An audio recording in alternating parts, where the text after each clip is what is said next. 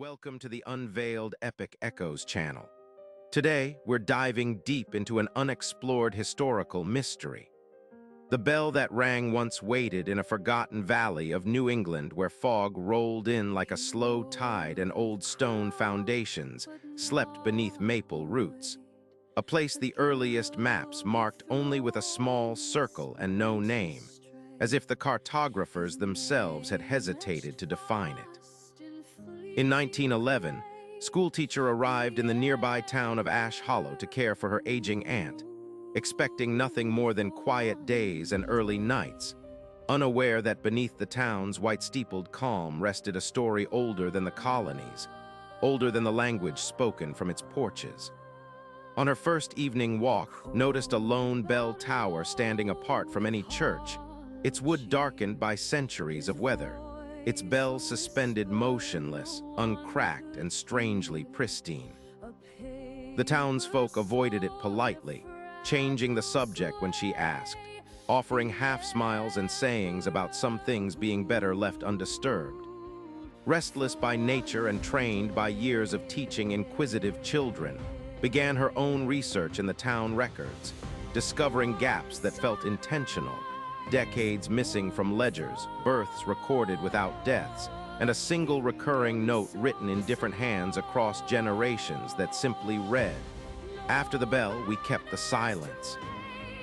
Her curiosity deepened when she found a fragile journal tucked inside a false drawer in her aunt's desk, written by an ancestor who had arrived in the valley in 1679, and described a community formed not around a church or a fort, but around an agreement with the land itself.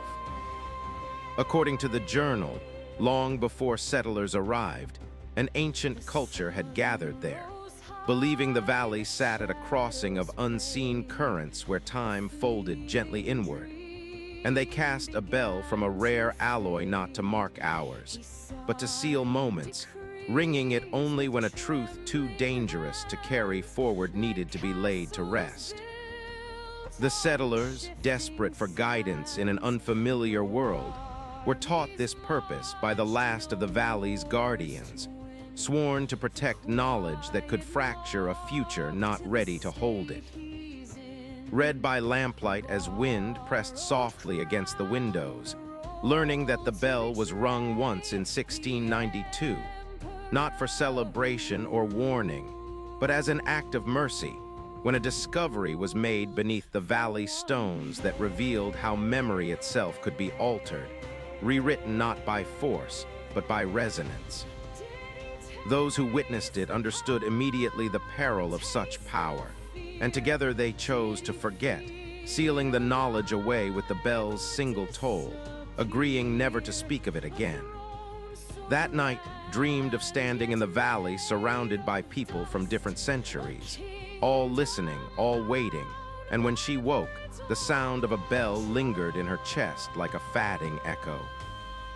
Drawn by something she could no longer ignore, she walked to the tower at dawn, mist clinging to her skirts, and noticed carvings at its base worn nearly smooth, symbols matching those in the journal, spirals and lines suggesting not sound moving outward, but inward, folding back on itself. Inside the tower, she found a stone stair descending below ground, leading to a chamber where the air felt thick with unshed words. And there, embedded in the floor, lay a circular slab etched with the same symbols, humming faintly as though remembering something just beyond reach. As placed her hand on the stone, memories not her own flowed through her gently, counsels held in trust, voices agreeing to sacrifice remembrance for the sake of peace, and the final ringing of the bell, its tone deep and singular, settling into the earth like a seed. She understood then why the bell had rung only once. To ring it again would not repeat history, but undo the forgetting, releasing truths shaped for a different age. Footsteps echoed behind her as the town's oldest resident, Samuel Reed, descended slowly, carrying the weight of generations in his eyes, and he told her the rest of the story, how each generation chose a watcher, someone sensitive enough to know when the silence was at risk, and how the time had come again because the world beyond the valley was rediscovering the same dangerous questions through different means. Together they listened as the chamber responded to their presence, the bell above them vibrating ever so slightly, and felt the pull of choice settle around her like a shawl. To ring the bell again would grant humanity a shortcut to understanding memory and truth, but at a cost no one could fully measure. To keep it silent meant trusting the slow, imperfect path of human growth.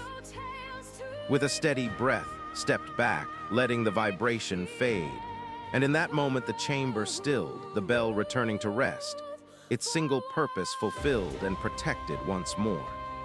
She remained in Ash Hollow, becoming the next quiet guardian, teaching children by day and tending the tower by night, while the town continued its gentle rhythm, unaware of how close it came to remembering what it had chosen to forget.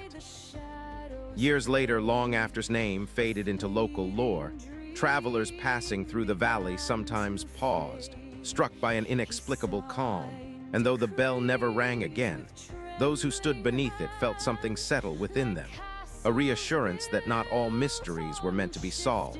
Some only held, patiently and kindly, until humanity was wise enough to hear them without harm. This mysterious journey ends here, but stay tuned for more untold stories in our next video. Subscribe to the channel and hit the bell icon so you don't miss any new stories. Thank you, and see you again.